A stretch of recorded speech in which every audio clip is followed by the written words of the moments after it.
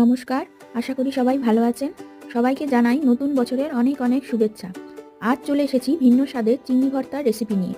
এর জন্য প্রথমেই চিংড়ি মাছগুলোকে নুন হলুদ মাখিয়ে রেখে দিলাম। এরপর কড়াইতে সর্ষের তেল গরম করে এর মধ্যে 1 চামচ মতো কালো জিরা, শুকনো লঙ্কা, রসুন দিয়ে অল্প ভেজে নিয়ে দিয়ে দিলাম কুচনো পেঁয়াজ। পেঁয়াজটা অল্প ভেজে নিয়ে নুন হলুদ মাখানো চিংড়ি মাছগুলো দিয়ে দিলাম। এরপর দিয়ে দিলাম স্বাদমতো নুন, হলুদ গুঁড়ো, কাশ্মীরি লঙ্কা গুঁড়ো। আরও কিছুক্ষণ ভেজে নিয়ে এরপর কড়াই থেকে মাছের এই মিশ্রণটি নামিয়ে ঠান্ডা করে নিলাম।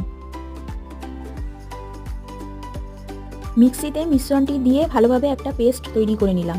এরপর পেস্টটা একটা পাত্রে ঢেলে এর মধ্যে কিছুটা কুচনো পেঁয়াজ, কাঁচা লঙ্কা, কুচনো ধনেপাতা ও কাঁচা সর্ষের তেল দিয়ে ভালো করে মেখে নিলাম। ব্যাস তৈরি হয়ে গেল অপূর্ব স্বাদের এই চিংড়ি ভর্তা রেসিপিটি। গরম ভাতের সঙ্গে এটা মেখে খেতে অপূর্ব লাগে। রেসিপিটি কেমন লাগলো কমেন্ট করে জানাবেন। ভালো লাগলে লাইক, শেয়ার ও সাবস্ক্রাইব করে পাশে থাকবেন।